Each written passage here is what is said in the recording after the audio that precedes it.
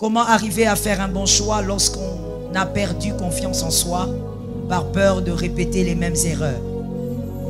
Répéter les mêmes erreurs qu'avant. Et n'est pas tomber dans les extrêmes. Trop d'exigences, trop de peur et le manque de confiance en la voie de Dieu. Oh, il faut d'abord te reconstruire. Parce que quand on est malade, on ne cherche pas à faire une course. Quand on est malade, on cherche d'abord la guérison. Ne te mets pas sur la piste de course quand tu es malade. Tu es déjà d'abord malade parce que tu as subi des déceptions. Ton cœur est brisé. Commence d'abord par te guérir. Soigne-toi.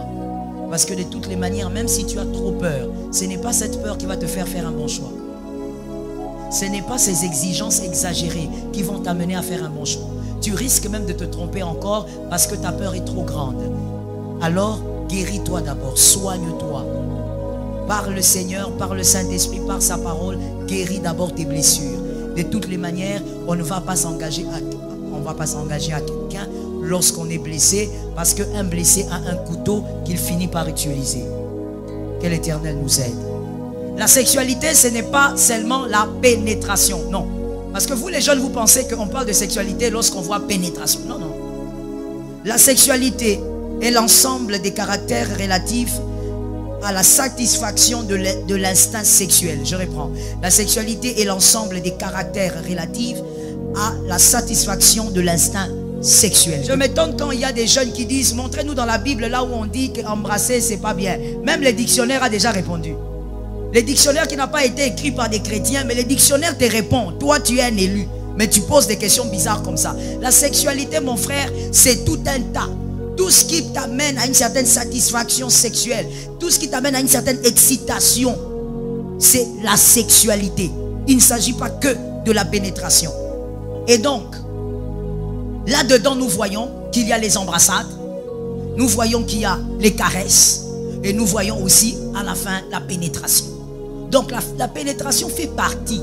C'est pas comme si c'était ça. Non, maman, on n'a rien fait. Il ne m'a pas pénétré. Ça, ce sont les jeunes filles. Pas les jeunes filles dehors, à l'église. Pourquoi tu me regardes comme ça? Tu crois que tu vas m'intimider? J'ai déjà vu plus robuste que toi. Non, maman, on n'a rien fait.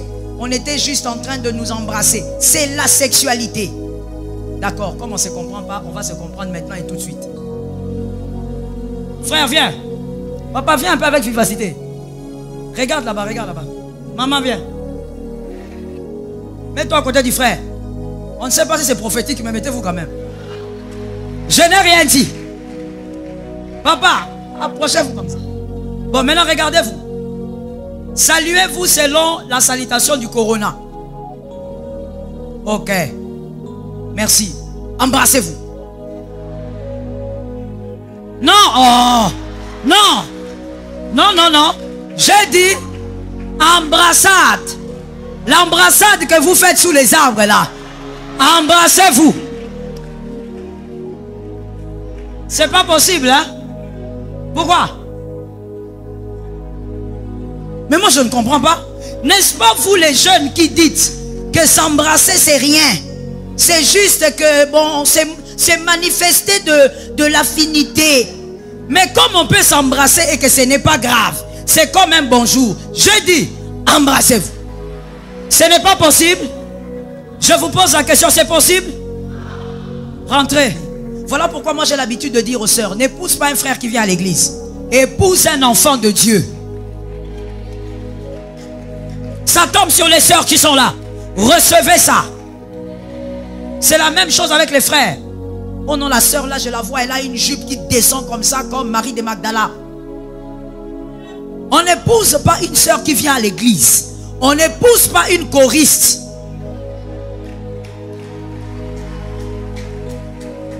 On épouse un enfant de Dieu.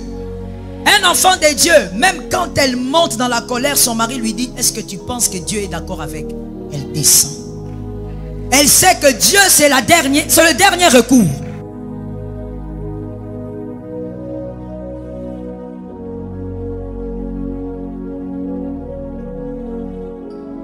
Les relations à distance sont généralement les relations difficiles, il faut le dire. Ce ne sont pas des relations faciles. Et d'ailleurs, si vous me posez la question, en tant que pasteur, je vous dirais, c'est une relation qu'il faut éviter si vous pouvez. Mais si vous ne pouvez pas et que c'est votre femme, c'est votre mari de la destinée, eh bien, vous allez y aller, mais vous devez savoir qu'il y a beaucoup de risques. Parce que déjà, quand vous êtes dans un même pays, dans une même capitale, vous fréquentez des fois même la même église, ce n'est pas toute la vérité qui se présente pendant les fiançailles. Il y a beaucoup de faux pendant le fiançailles. Il y a beaucoup de masques pendant le fiançailles. Et c'est quand on se marie qu'on se rend compte maintenant que la personne qu'on connaissait n'était pas vraiment ce qu'on croyait. Les masques au fait tombent. Ah, donc quand c'est à distance, c'est encore pire. Tout ce qui peut vous aider, c'est l'approbation du Saint-Esprit. Appuyez-vous sur le Saint-Esprit, il connaît cet homme mieux que vous. Pour apprendre à se connaître avec un frère qui fait ses avances, faudrait-il nécessairement être ensemble ou dans une relation amoureuse, ou cela est-il aussi possible sans être ensemble? Pour connaître un frère, écoutez, il y a plusieurs manières de connaître une personne, mais c'est vrai que c'est en vivant avec la personne qu'on la connaît profondément. Mais si vous constatez, si vous voulez connaître un tout petit peu dans quoi il est, observez son entourage. N'est-ce pas qu'il y a un adage qui dit, dis-moi, je te dirai, tu es tellement intelligent. C'est un adage des personnes qui ne sont pas chrétiennes. Mais c'est juste le fait d'observation. Ils ont observé l'humain et ils ont compris que l'humain s'attache aux personnes qui lui ressemblent. Est-ce que quelqu'un m'entend bien? Oui. Vous ne pouvez pas vous attacher à une personne qui ne vous ressemble pas. Vous aurez du mal. Donc, une manière de dire, si vous ne voulez pas être avec la personne, vous voulez quand même, je ne dis pas que vous allez bien la connaître, mais vous voulez quand même comprendre dans quel monde ce garçon vit. Observez ses amis, quel type d'amis il a, quel type de fréquentation il a, qui est son meilleur ami, comment se comporte-t-il, quelles sont les valeurs de ses meilleurs amis. Ça peut vous aider. Ce sont des pistes de solution à ne pas négliger. Pour un homme qui est né dans une famille dans laquelle il a reçu une bonne éducation et qui par la grâce de Dieu, il est béni avant son mariage, faudrait-il qu'il se marie dans une famille riche ou dans une famille pauvre? Mais écoutez, il faudrait déjà qu'il, avant de choisir où il doit aller, riche ou pauvre, il doit d'abord demander au Seigneur où il doit aller. Est-ce que quelqu'un m'entend? Il ne faudrait pas oublier que les pistes de solution que nous vous donnons viennent toujours après la volonté de Dieu. Ça ne vient pas avant. Il faudrait d'abord qu'il pose la question, quelle est la volonté de Dieu dans tout ça? Si le Seigneur lui envoie vers une femme qui sort d'une famille pauvre, comme je l'avais dit la fois dernière, il faudrait qu'un travail soit fait. Vous ne pouvez pas, Esther, sortir de très bas, vouloir être reine sans trouver Égaï. Vous devez rencontrer Égaï. Est-ce que quelqu'un lit la Bible ici? Est-ce que quelqu'un comprend de quoi je parle? Vous devez rencontrer Égaï. Égaï est celui qui dit à Esther, écoute, cette manière de faire là, ça ne marche pas. Tu dois un peu te parfumer, tu dois te rincer avec ceci. Il faut une rencontre qui pourra vous permettre de vous accommoder à là où vous voulez aller. C'est important. Là, je parle du cas où Dieu vous orientait vers une sœur qui n'a pas votre rang social.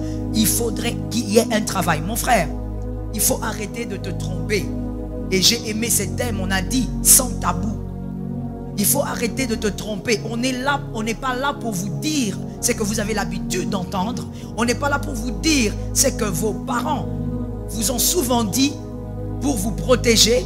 Je n'en disconviens pas. Mais on est là pour vous dire la vérité. C'est pourquoi? Parce que les fiançailles n'ont rien à voir avec le mariage. Cette semaine même, c'est comme si le Seigneur le voulait. J'étais en train de régler un problème de couple. Mais ce qui m'a impressionné, c'est que la dame, elle me dit, maman, je crois que ça ne va pas marcher. Je lui ai dit, écoute, il faut y croire et tout, on va prier. Elle me dit, je crois que ça ne va pas marcher. Je lui ai dit, mais pourquoi tu es défaitiste? Elle me dit, je ne suis pas défaitiste. Il y a quelque chose que je n'avais pas compris. Il y a incompatibilité éducationnelle. Et ça m'a surprise. Ça m'a rappelé au fait cette réunion. Je l'ai regardé, j'ai dit, pourquoi tu dis ça? Il dit, maman, je me suis marié à 19 ans, je n'avais pas compris. Il y a incompatibilité. Ce qui semble correct pour lui, malgré les années qu'on a fait ensemble, pour moi, jusqu'à présent, ça ne passe pas. Et aujourd'hui, il m'humilie devant les enfants. Il me traite de tous les maux devant les enfants. Et l'aîné a déjà 15 ans, c'est une fille. Et les enfants ont l'âge de comprendre, mais il m'humilie. Il veut faire croire aux enfants que c'est que moi je présente est mal. Mais dans tout ça, mon frère, quand tu écoutes cette sœur, il n'y a pas un problème d'impudicité, il n'y a pas un problème d'adultère, il y a un problème éducationnel. Quand l'écart est trop grand, il faut essayer de ramener. Et la fois dernière, j'avais même dit, si tu sens que c'est la femme de ta destinée, il faut permettre à des gens de s'occuper d'elle, qu'on l'équipe. Si c'est un homme, c'est la même chose. Pour essayer de vous amener sous la même longueur d'onde. C'est important. Que Jésus nous aide. J'aimerais savoir, lorsque tu épouses une fille qui vient de la même famille que toi, c'est-à-dire Ali et Foreman, qu'est-ce qui va se passer? Mais j'avais déjà dit ce qui va se passer. Vous allez massacrer les chaises, vous allez massacrer la télé, vous allez tout massacrer. La seule chose qui peut vous sauver, c'est la transformation au niveau de l'intelligence. Le renouvellement de l'intelligence. Romains 12. C'est la seule chose qui peut vous sauver. C'est-à-dire que la parole de Dieu ne soit pas là simplement pour vous faire lever les chaises, mais que ça vous transforme réellement. C'est ça l'issue des sorties. Si vous n'arrivez pas à être transformé par la parole, eh bien, vous n'allez pas seulement briser les chaises, mais vous allez aussi fabriquer des petits Ali. Je n'ai pas entendu. Des petits Ali? Exactly. Je me retrouve devant deux filles. Ah bon? Félicitations, monsieur. Tu es un bon dragueur. Je me retrouve devant deux filles. L'une est issue d'une famille financièrement équilibrée et l'autre non. Je remarque que la fille de la bonne famille ne sait pas bien gérer financièrement la maison. Vous voulez parler des finances de la maison?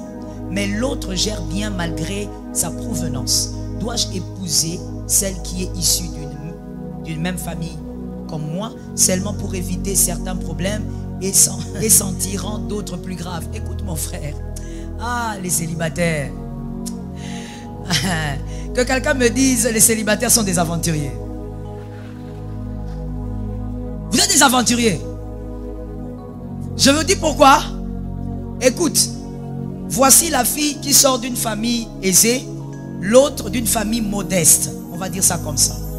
Et donc, il dit que celle qui sort d'une famille modeste, il a remarqué qu'elle arrive bien à gérer l'argent. Mais celle qui sort d'une famille aisée, elle est dépensière. Elle ne sait pas comment gérer l'argent. Est-ce qu'il faut épouser celle-ci? Est-ce qu'il faut seulement épouser celle qui sort d'une famille aisée parce qu'elle a la même éducation que moi? Moi, j'ai vu que celle-là, elle sait gérer. Mon frère, la qualité que tu vois ici, tu as vu la qualité, mais tu n'as pas vu les défauts. Ici aussi, tu as vu un défaut, mais tu n'as pas vu des qualités. On ne choisit pas comme ça. Est-ce que quelqu'un m'entend? On ne choisit jamais par comparaison. Mon frère, tu as deux copines? Parce que là, tu as mis seulement ça au propre. Hein? En réalité, on dirait que tu as deux copines. Tu es dans le péché. Je dis, on ne choisit jamais un homme ou une femme en comparaison d'eux. Tu feras forcément un mauvais choix. Voilà pourquoi on ne choisit pas aussi une fille ou un garçon quand on sort fraîchement d'une déception amoureuse. Parce que tu auras tendance à choisir le contraire de ce qui t'a déçu. Et tu vas faire un mauvais choix. C'est comme ça que vous voyez les filles quand elles sortent de déception amoureuse. Elle était avec un gars qui mesurait 1,70 m. Elle va chercher maintenant 2 mètres. On pense que si on prend le contraire, c'est que c'est bon. Non, mon frère. Ne choisis jamais en comparaison. Choisis par rapport à tes critères et par rapport à ce que Dieu t'a dit. Est-ce que quelqu'un m'entend? Et n'oublie jamais que peu importe les qualités que tu trouveras chez la fille que tu veux épouser dans l'intercession, peu importe les qualités, elle a aussi des défauts. J'ai l'habitude de dire, vous n'épousez pas l'ange Gabriel. Vous épouserez, même si tu dis cet homme-là, maman, il m'aime, cet homme, il a des qualités. Oui, il a des qualités parce que tu veux voir les qualités. Parce que quand tu commences à voir les qualités, en réalité, tu fermes tes yeux vers, très bien, vers les défauts. N'oublie pas que la personne que tu choisiras là, avec ses bons côtés, elle a aussi ses défauts. tu as aussi tes défauts. Alors qu'est-ce qu'on fait? On entre ensemble, des personnes imparfaites, et on essaye de... On essaye de... Non, non, on essaye de... On essaye de quoi? Pas s'entraider, maman. On essaye de...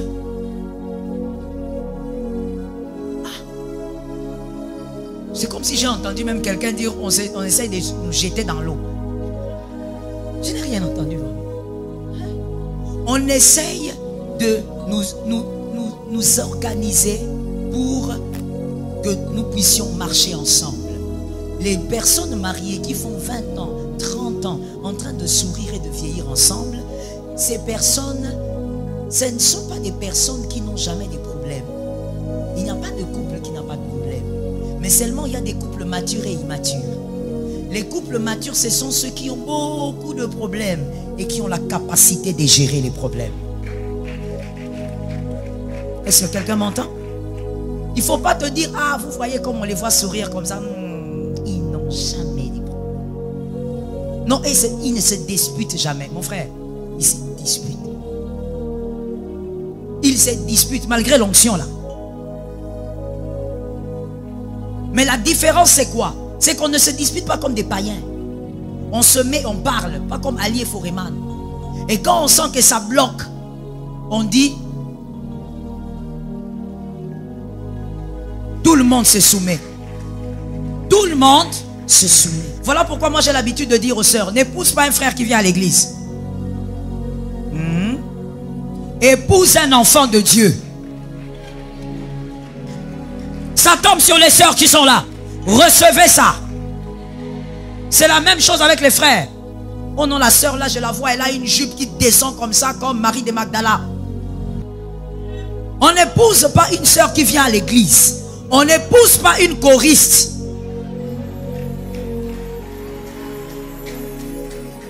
On épouse un enfant de Dieu. Un enfant de Dieu, même quand elle monte dans la colère, son mari lui dit, est-ce que tu penses que Dieu est d'accord avec? Elle descend. Elle sait que Dieu c'est le dernier recours. On ne badine pas avec Dieu. Une fois, vous savez, on avait je ne sais pas quel problème avec mon mari. Alors on était là dans la chambre, on s'est disputé. Il dit non, c'est pas comme ça. Moi je lui dis mais c'est comme ça. Non, c'est pas comme ça. Non, c'est pas... À un moment donné, il dit de toutes les manières, c'est moi le chef. Là maintenant, qui boude? Oh, je te demande, qui boude? Moi. Et lui dit, c'est moi le chef. Il faut comprendre que quand on dit ceci, alors je suis là comme ça en train de côté. Et puis à un moment, il me regarde. Il me dit, chérie. Je dis, ah.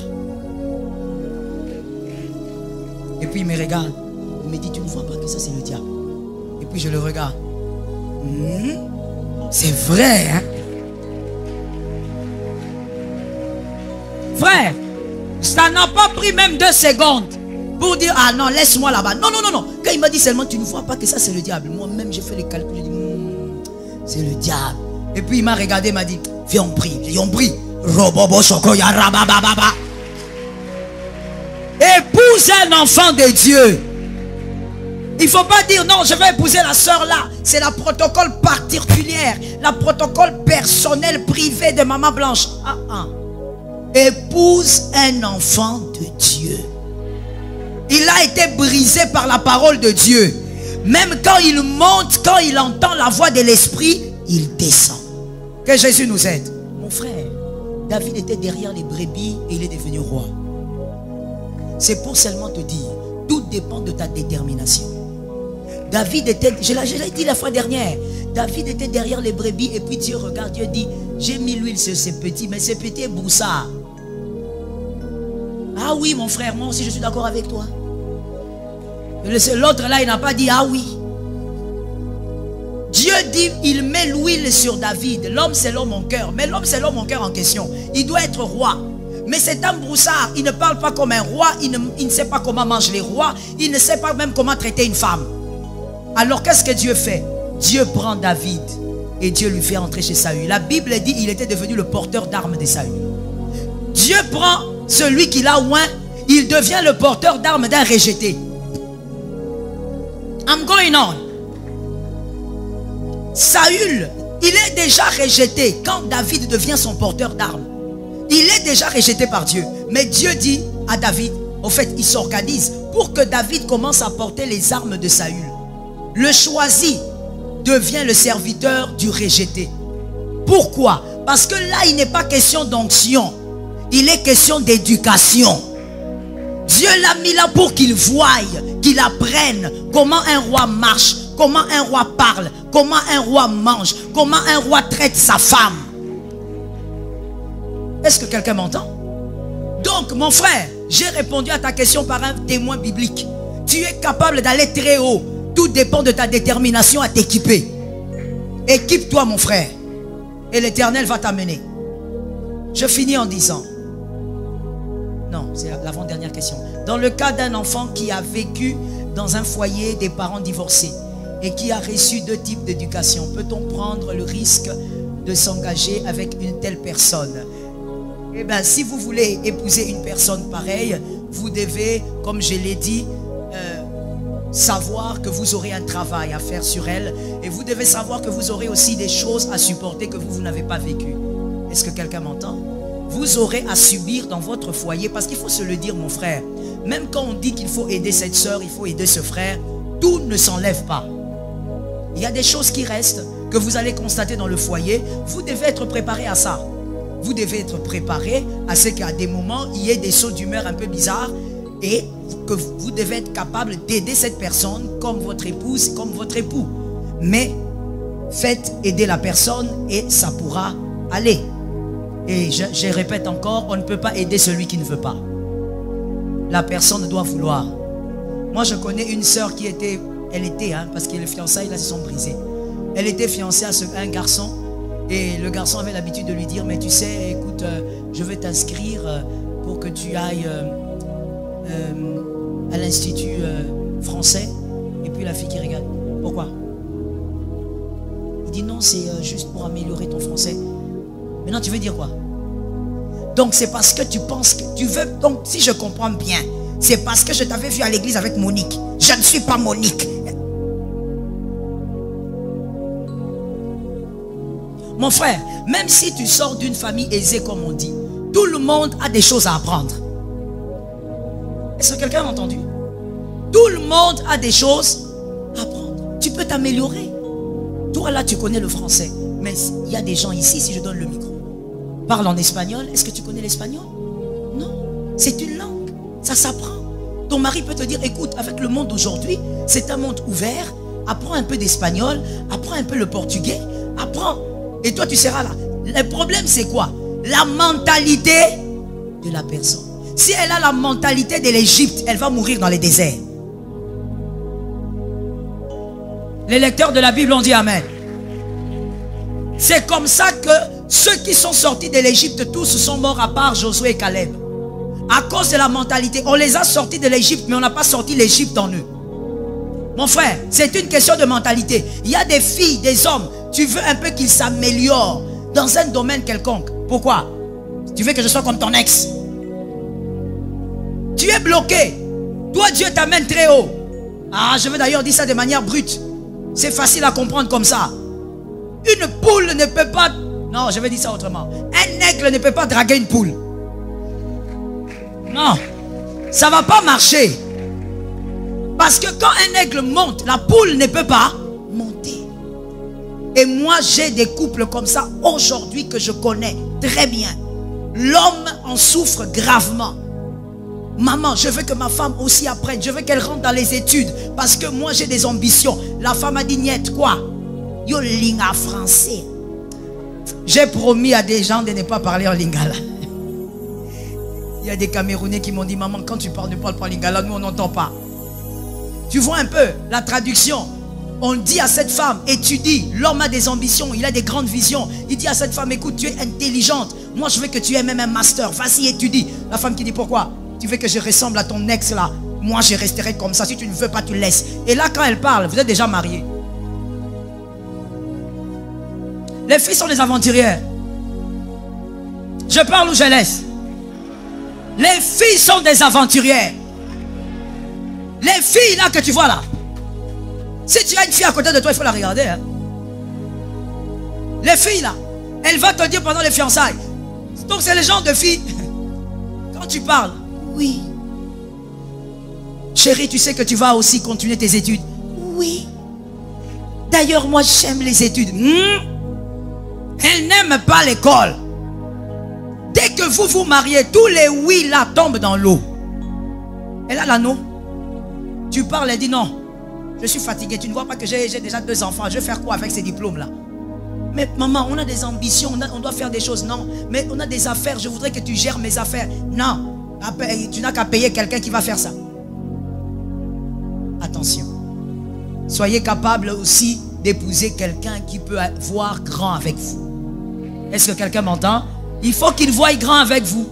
Même s'il est à l'Odébar, mais il doit voir grand. C'est important. Je finis donc par cette question. Comment arriver à faire un bon choix lorsqu'on a perdu confiance en soi par peur de répéter les mêmes erreurs? Répéter les mêmes erreurs qu'avant. Et n'est pas tomber dans les extrêmes. Trop d'exigences, trop de peur et le manque de confiance en la voie de Dieu. Oh, il faut d'abord te reconstruire. Parce que quand on est malade, on ne cherche pas à faire une course. Quand on est malade, on cherche d'abord la guérison. Ne te mets pas sur la piste de course quand tu es malade. Tu es déjà d'abord malade parce que tu as subi des déceptions. Ton cœur est brisé. Commence d'abord par te guérir. Soigne-toi. Parce que de toutes les manières, même si tu as trop peur, ce n'est pas cette peur qui va te faire un bon choix. Ce n'est pas ces exigences exagérées qui vont t'amener à faire un bon choix. Tu risques même de te tromper encore parce que ta peur est trop grande. Alors, guéris-toi d'abord, soigne-toi. Par le Seigneur, par le Saint-Esprit, par sa parole, guéris d'abord tes blessures. De toutes les manières, on ne va pas s'engager à quelqu'un lorsqu'on est blessé, parce qu'un blessé a un couteau qu'il finit par utiliser. Que l'Éternel nous aide. Les 3 prisons sexuelles que vous impose une sexualité illégitime. Je ne pourrais parler que d'une seule prison aujourd'hui, mon frère. C'est trop vaste et par la grâce de Dieu, l'Éternel permettra que les 2 autres viennent si Jésus nous prête vie. On y va. Les 3 prisons sexuelles qui imposent une sexualité illégitime. Une sexualité légitime pour nous les élus, c'est ce qui est révélé dans Genèse 1, 28. Dans Genèse 1, 28. Et vous qui écrivez, prenez aussi Hébreux 13, 14. Hébreux 13, 14. Voilà ce que c'est pour nous les élus une sexualité légitime. Je lis dans Genèse 1, 28. Dieu les bénit. Et Dieu leur dit, soyez féconds, multipliez, remplissez la terre et l'assujettissez et dominez sur les poissons de la mer, sur les oiseaux du ciel et sur tout animal qui se meut sur la terre. Amen. Le Seigneur dit, la parole dit, Dieu les bénit. C'est-à-dire pour nous les élus, la sexualité légitime vient d'abord, se fait suivre d'abord par une bénédiction. Dieu doit vous bénir. Et aujourd'hui, la bénédiction de Dieu passe par ses serviteurs. Il n'y a pas de soyez féconds avant la bénédiction. D'abord, Dieu les bénit et ensuite Dieu dit, soyez féconds. Amen. Arrêtez donc de vous féconder sous les arbres. Hébreux 13, 14, que le mariage soit honoré de tous. On parle du mariage. Est-ce que quelqu'un a entendu mariage? Sois un peu rapide. Quelqu'un a entendu mariage? Hébreux 13, 14, que le mariage soit honoré de tous et le lit conjugal exempt de souillure, car Dieu jugera les impudiques et les adultères. Donc, en dehors du mariage, toute sexualité, c'est l'impudicité et l'adultère. Dieu n'est pas d'accord avec. Donc, voilà, après avoir expliqué et après avoir placé les points sur les i par rapport à la sexualité légitime qui doit se passer que dans le mariage pour nous les élus, j'explique maintenant ce que c'est la sexualité. La sexualité, ce n'est pas la pénétration seulement. La sexualité, ce n'est pas seulement la pénétration, non. Parce que vous les jeunes, vous pensez qu'on parle de sexualité lorsqu'on voit pénétration. Non, non. La sexualité est l'ensemble des caractères relatifs à la satisfaction de l'instinct sexuel. Je reprends. La sexualité est l'ensemble des caractères relatifs à la satisfaction de l'instinct sexuel. Que quelqu'un me dise caractère. Que quelqu'un me dise ensemble de caractères. Je m'étonne quand il y a des jeunes qui disent, montrez-nous dans la Bible là où on dit qu'embrasser c'est pas bien. Même le dictionnaire a déjà répondu. Le dictionnaire qui n'a pas été écrit par des chrétiens, mais le dictionnaire te répond. Toi tu es un élu, mais tu poses des questions bizarres comme ça. La sexualité, mon frère, c'est tout un tas. Tout ce qui t'amène à une certaine satisfaction sexuelle, tout ce qui t'amène à une certaine excitation, c'est la sexualité. Il ne s'agit pas que de la pénétration. Et donc, là-dedans, nous voyons qu'il y a les embrassades, nous voyons qu'il y a les caresses, et nous voyons aussi, à la fin, la pénétration. Donc, la pénétration fait partie. C'est pas comme si c'était ça. Non, maman, on n'a rien fait. Il ne m'a pas pénétré. Ça, ce sont les jeunes filles. Pas les jeunes filles dehors, à l'église. Pourquoi tu me regardes comme ça? Tu crois que tu vas m'intimider? J'ai déjà vu plus robuste que toi. Non, maman, on n'a rien fait. On était juste en train de nous embrasser. C'est la sexualité. D'accord, comme on ne se comprend pas, on va se comprendre maintenant et tout de suite. Frère, viens. Yeah. Mets-toi debout ici. Papa, viens un peu avec vivacité. Regarde là-bas, regarde là-bas. Maman, viens.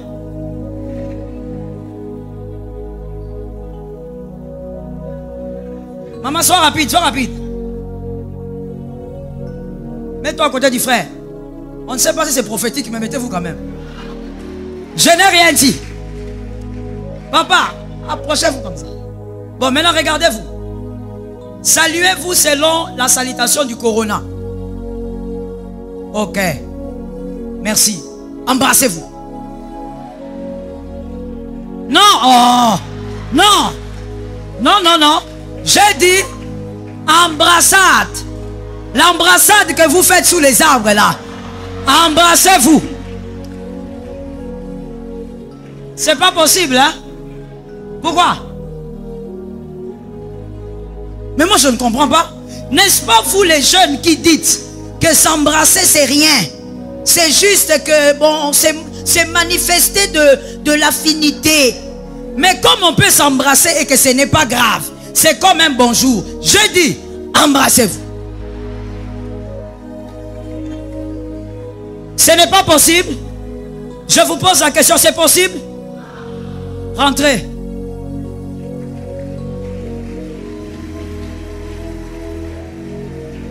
Attends. Vous ne pouvez pas voir même votre fiancé là, qui est ici. Vous ne pouvez pas vous voir ici comme ça et puis vous... Non. C'est la sexualité. Ça fait partie de la sexualité. Est-ce que quelqu'un m'entend? C'est un tout. Tu ne peux pas dire, maman, on n'a rien fait pendant 4 ans de fiançailles. 4 ans. Alors que vous vous êtes embrassés, fatigués. Vous avez partagé la salive jusqu'à vous fatiguer. Il y a eu partage même des caries dentaires. Microbes. Vous vous êtes partagé des microbes jusqu'à vous fatiguer. Et tu dis, non maman, il n'y a rien eu. On est sorti dans cette relation pure. Donc pour toi, l'impureté, c'est la pénétration. Mon frère, c'est la sexualité. On vient de nous démontrer que c'est la sexualité. Alors, je dis la première prison que je présente aujourd'hui, c'est la prison des souvenirs. N'oubliez pas que nous parlons de l'épanouissement dans le couple quand on est marié. Lorsque vous vivez dans l'impudicité, lorsque vous vivez dans la saleté avant le mariage, dans le péché, vous vous sentez bien. Vous dites c'était rapide. Vous dites, ah la fille là vraiment elle est très rapide. Elle est venue même sans caleçon. Elle a été rapide. Encore les filles d'aujourd'hui. Quand le gars t'appelle, le gars te dit viens on va se rencontrer. Tu viens déjà sans caleçon. Tu es préparé à monter sur le bûcher.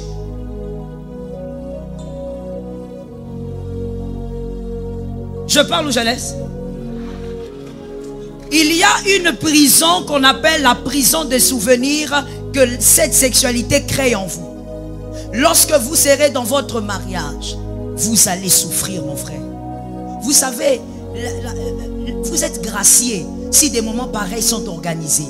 Parce que la seule chose que certains couples, des fois même que vous enviez, ne vous disent pas que il y a des gens qui souffrent dedans. Certains qui sont chrétiens ne peuvent pas divorcer parce qu'ils ne veulent pas le scandale, mais ils souffrent amèrement. Pourquoi? Parce qu'on ne se moque pas de Dieu. On ne triche pas avec Dieu. Ce que tu as sémé va te rattraper. Ton péché t'atteindra. La prison des souvenirs. Tu vas te marier, mais il y a un problème. C'est que toi, avant de te marier, tu as fait des rencontres. Est-ce que je dois commencer par les hommes ou les femmes? Commençons par la femme. Mademoiselle, toi, tu as blagué avec Dieu. Quand le pasteur prêche ici, tu dis, bon, ce sont des prédicateurs, ils n'ont qu'à prêcher. Est-ce que quelqu'un peut vivre sans sexe? Même la science dit que c'est bien pour la santé. Ah bon? Tu vas, tu couches. Mademoiselle, toi, tu couches avec ton copain, systématiquement. Tu rencontres, malheureusement pour toi, je dis malheureusement, et tu comprendras. Malheureusement pour toi, tu rencontres un gars. Lorsqu'il te touche, il explore ton corps comme si il était là quand Jésus t'avait créé. Comme s'il était là le jour que Dieu t'avait créé. Il explore ton corps, il te touche d'une certaine manière. Tu te dis, ici c'est ma fin, c'est ma mort. Vérité, mon frère. Même s'ils ne disent pas vérité, c'est ça. Si je prêche ça, c'est parce que c'est ça. Tu rencontres un homme dans le parcours. Tu as eu 5 gars.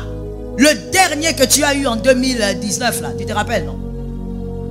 Il te malaxe comme quelqu'un qui a étudié ta physionomie. Il t'amène au 19e ciel. Quand tu sors de ces relations sexuelles sales, pécheresses, tu as même les yeux comme quelqu'un qui est ivre. Comme si tu avais pris des narcotiques.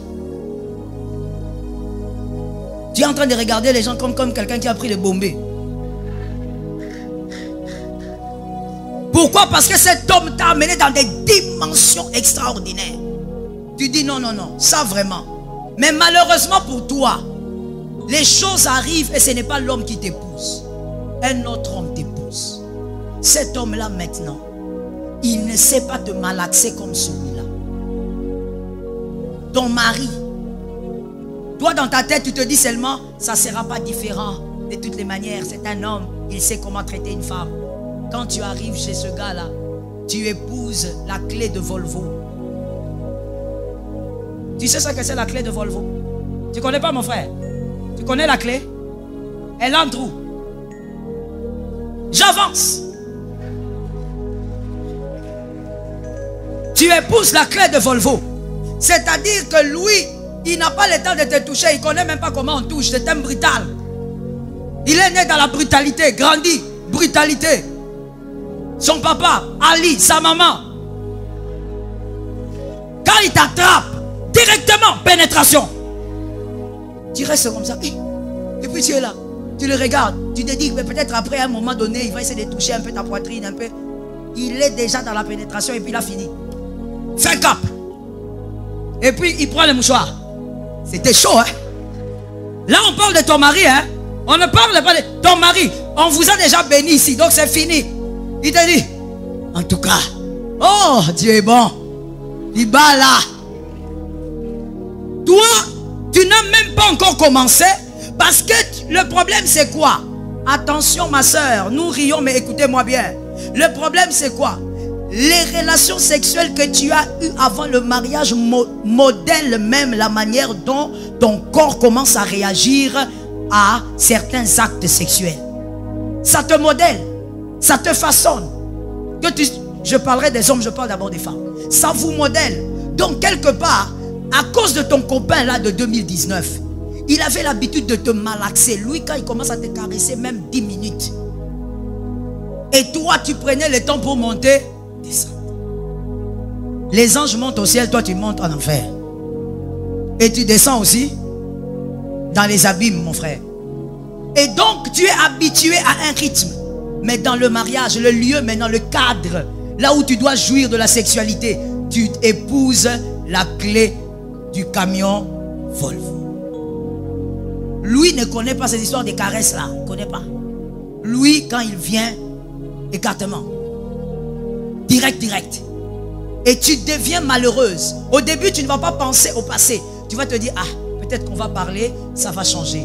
En parlant, je vais lui faire comprendre. Mais je vais aussi te dire une chose, ma soeur. Tu vois, quand on se marie, il n'est pas facile. Je vais d'ailleurs peut-être vous scandaliser. Et là, je le dis en tant que pasteur, en train de consulter des couples de tout genre et de toute race. Je vous dis ceci, sur 100%, il y a 10% de couples qui arrivent à parler de leur sexualité.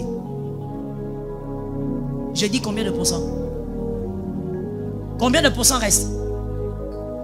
Qui font quoi? Ils n'en parlent pas. L'autre est frustré, ça reste dans le cœur. C'était bien, surtout les femmes. Oui. Tu dis oui, mais après ça dans la maison, tu commences à casser les verres. Tu deviens nerveuse. Pourquoi?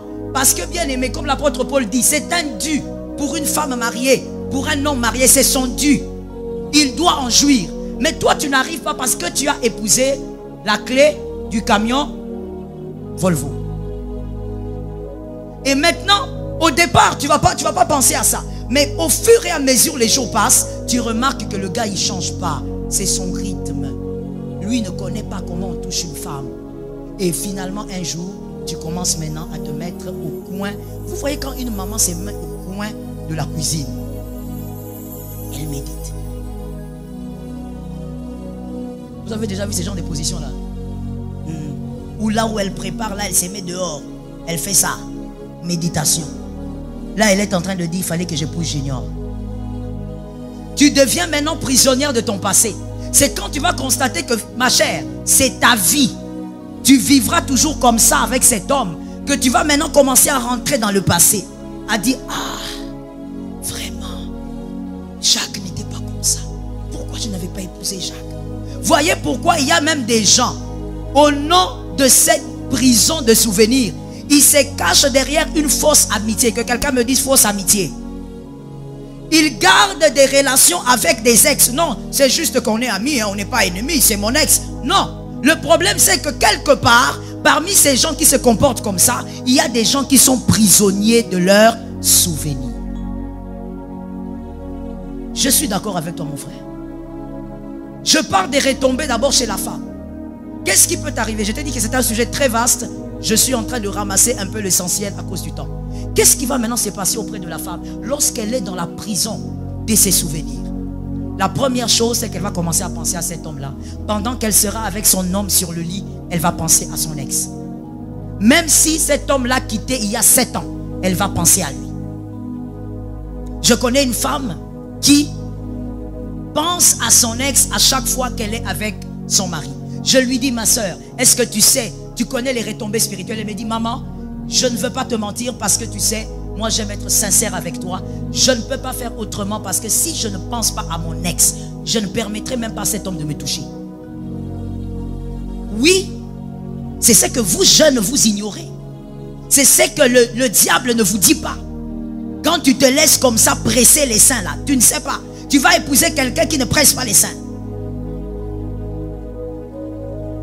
Lorsqu'on te dit, fuis l'impudicité, attention au péché, toi tu le lis seulement à, bon, il faut être saint.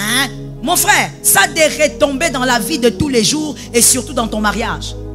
Premièrement, tu vas commencer à ressasser. Tu couches avec ton mari, mais toi dans ta tête, c'est l'ex. Tu penses à ton ex. Et voici là où ça va terminer, voici là où ça va déboucher. Voici ce qui va sortir de ce genre de comportement. On appelle ça les démons succubes. Ou même incube, communément appelé mari et femme de nuit. Cet esprit va venir t'habiter. Je me rappelle d'une délivrance d'une sœur. Je lui faisais la délivrance et à un moment donné, je sentais qu'il y avait résistance. J'arrête, j'ai dit on doit parler avec elle plus tard. Je parle avec elle et puis elle me dit, pasteur, tu veux que je te dise la vérité? Je n'ai pas envie que cet esprit parte. Pourquoi? Mais parce que cet esprit, quand il vient la nuit, je suis satisfaite, j'arrive à jouir. Mon mari, il n'arrive pas. Est-ce que vous voyez jusqu'où le diable peut aller? Le diable va à des niveaux que vous ne pouvez pas imaginer. Quand on est jeune, on ignore ces choses parce qu'on ne vous le dit pas. Les parents ne vous le diront pas. Et entre vous, c'est encore pire. Vous allez vous raconter plus de mensonges que de vérités. Il y aura un esprit incube ou succube qui va pénétrer la fille. Et je veux te dire, lorsqu'il y a un esprit incube ou succube dans un foyer, ce sont les démons qu'on appelle les démons jaloux. Il est capable de rendre le pauvre mari qui n'a rien fait, il est capable de le rendre impuissant. Parce que ce sont des démons jaloux qui jalousent sa conjointe ou son conjoint spirituel. Et tu entres dans un système compliqué que tu ne pourras briser. Voilà pourquoi la plupart des femmes aussi mariées sont frigides. Mais ça, on ne vous le dira pas. Gloire à Dieu, la jeunesse organise des moments comme ça pour qu'on vous dise la vérité. Oui, vous les voyez collés, serrés, mais dans le mariage, la femme est frigide. Elle est frigide. Combien de femmes j'ai reçues qui m'ont dit, maman, moi quand je suis avec mon mari au lit, je simule tout ce qu'on fait là, tout là, je fabrique. Je ne sens rien. Même quand je lui dis, chérie, tu es fort, il est nul.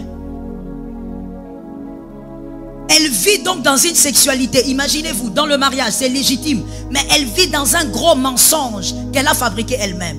Et voilà aussi pourquoi certaines femmes mariées se masturbent. Ça, les jeunes ne savent pas. Ils pensent que la masturbation, c'est seulement pour les célibataires. Il y a des femmes mariées qui se masturbent avec son mari qui dort sur le lit. Pourquoi? Parce que son mari ne lui permet pas d'atteindre l'orgasme. Pourquoi le mari ne lui permet pas, mon frère? Maintenant, je veux revenir. Pourquoi?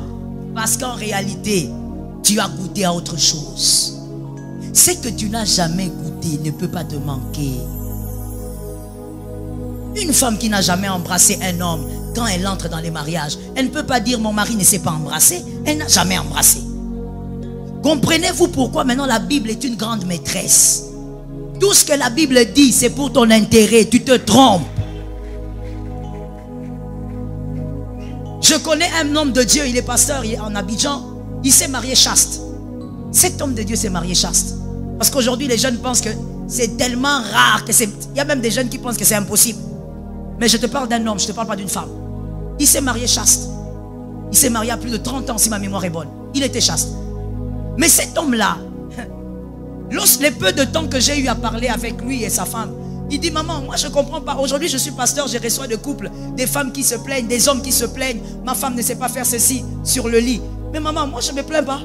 Parce que de toutes les manières, le seul corps que moi j'ai vu nu, c'est le corps de cette femme. Comment je vais chercher des longs seins? Derrière. Comment je vais chercher des longs seins? Moi, tous les seins que moi j'ai vus, ouverts comme ça, ce sont les seins de ma femme. La sexualité que moi j'ai appliquée, c'est avec elle. Donc, je ne peux pas dire que non, elle a bien fait, elle a mal fait. Moi, je me sens bien. Parce qu'en réalité, mon frère, ce que tu n'as jamais goûté ne peut pas te manquer. Mais dans le mariage, mademoiselle, tu vas souffrir. Tu vas commencer à te rappeler. Je parle ou je laisse? Frère du média, mettez tabou là-bas. Mettez sans tabou. Je ne veux pas être crucifié, mettez sans tabou. Frère, mademoiselle, tu vas être emprisonné dans cette prison des souvenirs. Toi, tu as connu des choses de, je ne sais pas, 15 cm. Il y a des enfants ou il y a des adultes à qui je parle. Maintenant, tu entres dans ton mariage. Demi. 1 centimètre. Toi-même, donc, oh non, ce n'est pas possible. Le péché, c'est mal. La fille que tu vois innocente, là, tu vois le visage qu'elle fait. Attention. Dans la lune de miel. La lune de miel, vous allez comme ça. Monsieur, toi, tu sais que bon, écoute, tu as épousé une fille chrétienne et tout, les zélés intercesseuses. Tu es là, tu te déshabilles comme Superman, XOR. Hein? Tu déchires les vêtements. La fille est vêtements. Tu dis, chérie, ça va? Oui, je veux d'abord prendre un bain. Mauvais signe. Elle vient de voir quelque chose, elle a dit, hey, ça c'est un mini ou bien? Je me fais comprendre ou pas? Messieurs les responsables, c'est sans tabou ou pas? Tu regardes, tu dis, hey, ça c'est quoi? Et la fille commence à se poser des questions. Je ne savais pas que ces gens ici existaient aussi. Tu es mini. Elle a connu 15 cm. Elle a connu les XXL. Toi, tu es taille S. Je pose la question. Qui va souffrir dans ce mariage? La femme. Mais comme tu n'auras pas le courage d'en parler, parce qu'il faut le dire, dans notre société, il y a beaucoup de tabous.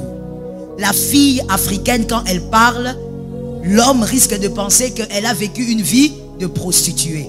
C'est pourquoi il y a même des femmes mariées qui n'osent pas dire à leur mari, tu ne me satisfais jamais. 15 ans de mariage, elle ne peut pas le dire parce qu'elle a peur d'être jugée. Alors, toi, tu vas rester dans ton coin. Tu ne peux plus être satisfaite parce que tu as déjà goûté à autre chose. Tu es dans un monde, une prison de souvenirs. Pourquoi? Parce que tu as goûté à des choses que tu pouvais éviter. Qui te dit que ton mari aura cette taille-là?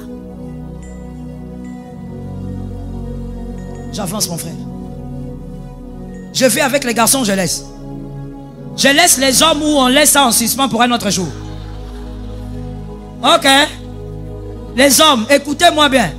Serrez la ceinture. Je dis ceci aux garçons. Messieurs, la prison des souvenirs est une prison réelle. Et beaucoup en souffrent, sauf qu'ils ne vous le disent pas. Ils viennent bien habillés dans l'église et ils se font passer pour des couples modèles. Mais beaucoup souffrent en parlant en langue. Monsieur, le célibataire, tu es allé avec des filles et puis tu te fais appeler Djogo. Tu dis non, moi je suis Djogo.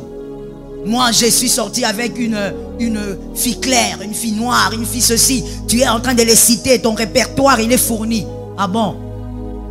Dieu va te rattraper. Parce que je donne un exemple. Monsieur, c'est ça que les jeunes gens des fois ne savent pas.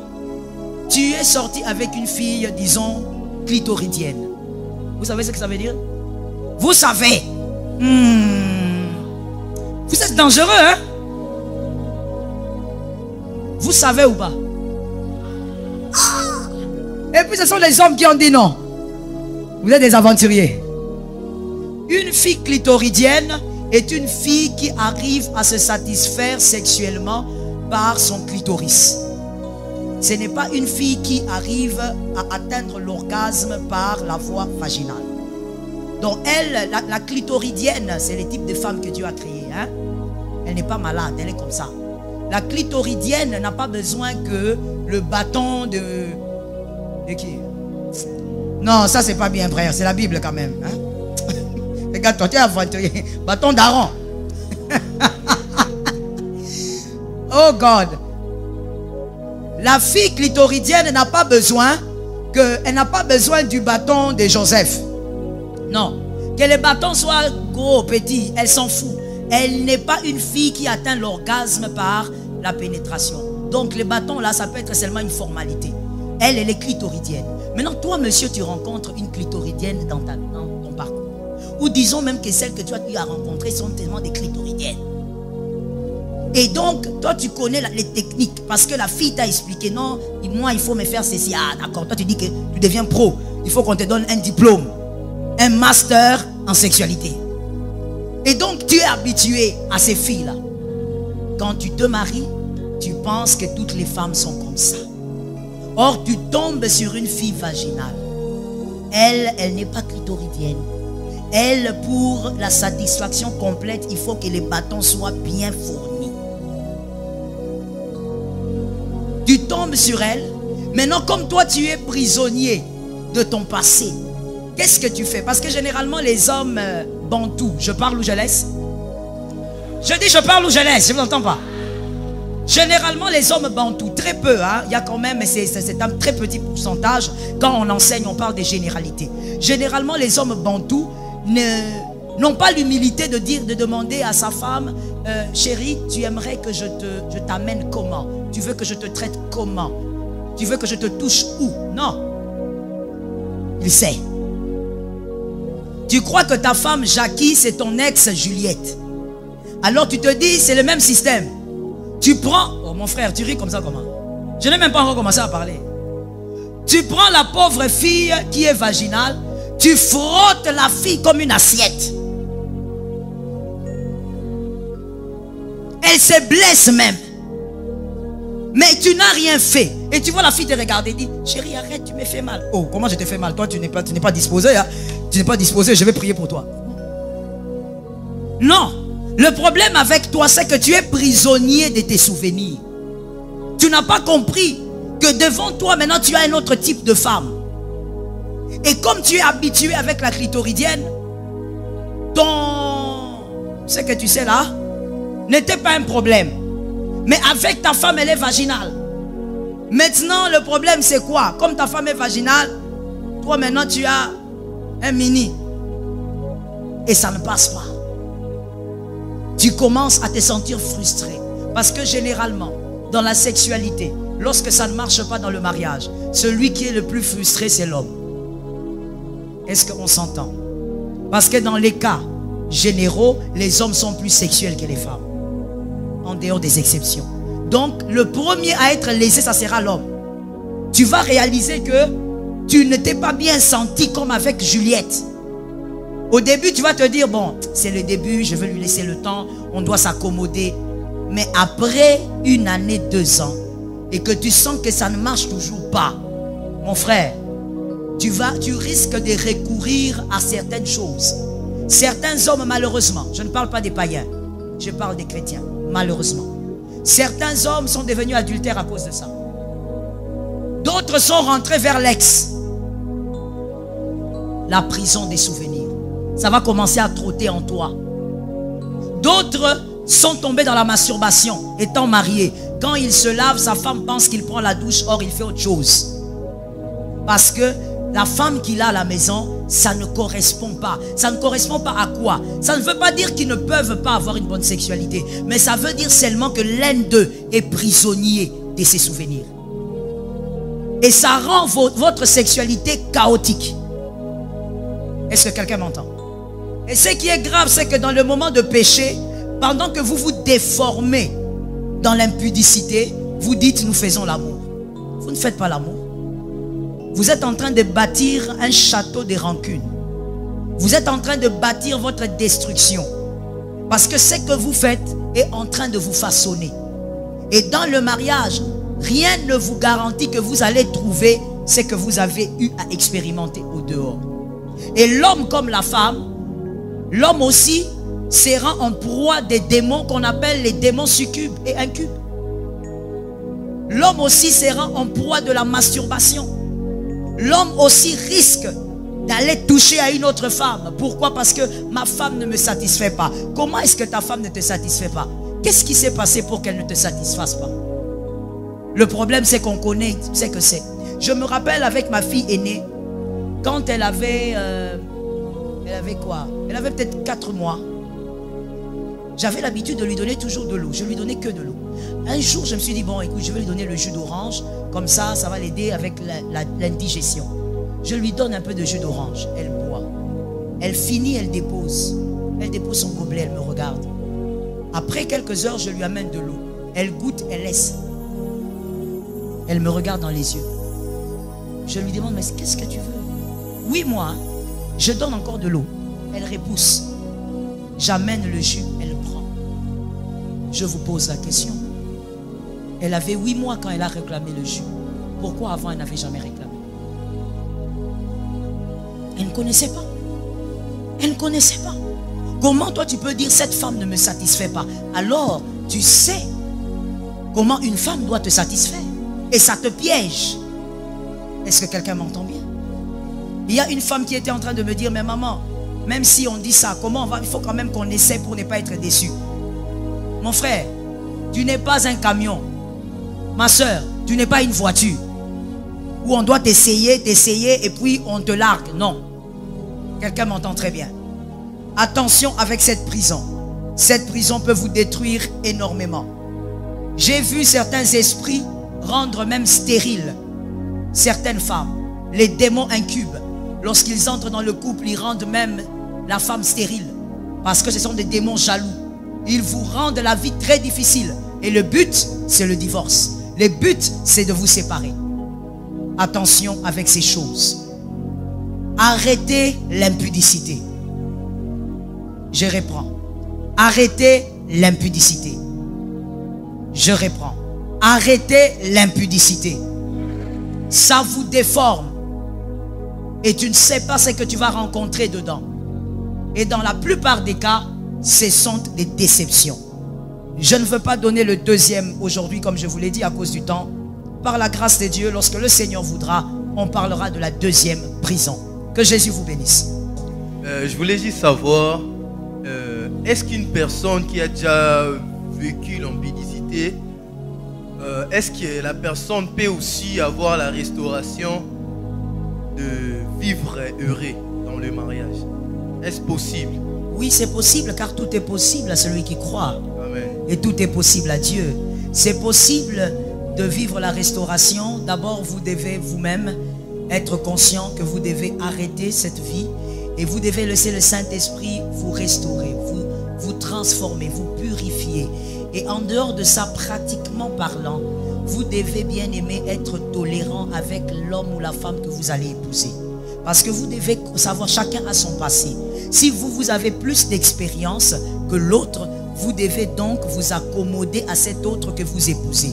Vous devez apprendre la tolérance et comme on le dit ce soir, briser les tabous. Votre femme, votre mari, soyez capable de lui dire « Non, moi, quand tu me lèches comme ça, comme un chien, un cheval, je n'aime pas. Ne me lèche pas, je ne suis pas une crème glacée. Moi, j'aime que tu me fasses des petits bisous périodiques. » C'est-à-dire, vous devez être vrai avec la personne que vous aurez à épouser. J'insiste surtout sur les personnes qui ont une grande expérience sexuelle. Vous devez donc vous accommoder à l'autre. Laissez le temps aussi à l'autre et comptez sur le Seigneur pour vous transformer et vous sortir de l'impudicité. Si tu te retrouves avec une fille, elle te dit, toi tu es chrétien, moi je suis Mungala de l'Équateur. Avant. Allez-y mon frère, soyez libre. Moi je suis Mungala. Chez nous, on nous dit comme ça, comme ça, comme ça. Pour être sûr de toi, moi je dois nécessairement d'abord oser. En état chrétien, on dit fouiller l'impudicité et résister au diable. Mais c'est elle qui est la monitrice. Allez-y comprendre. Oui, j'ai compris mon frère. Je dis ceci, mon frère, si quelqu'un vient avec un verre rempli d'un breuvage et cette personne te dit, il y a le poison dedans, bois, tu vas boire? C'est la même chose. C'est-à-dire cette personne-là, elle veut te pousser à ça parce que selon leur culture, on dit. C'est bien. Je connais aussi cette culture-là. Mais écoutez, vous êtes enfant de Dieu. Au-delà d'être Mungala, Mukongo, tout ce que vous voulez, vous êtes enfant de Dieu. Vous ne pouvez pas obéir à un homme et désobéir à Dieu. Une femme qui veut vous amener vers la désobéissance, elle veut vous sortir du jardin d'Éden. Fouillez cette femme. Elle veut vous sortir du jardin d'Éden. Adam était déjà sorti, ne sortez pas. Une femme qui vous présente la désobéissance n'est pas une femme à épouser. Tu lui dis, la Bible dit, tu lui dis, Dieu a dit, elle te dit non, on doit faire. Mon frère, tu es en train d'épouser une païenne. Fais attention. Le choix est clair entre Dieu et un homme. Il y avait seulement 2 questions. C'est fini. On est obligé.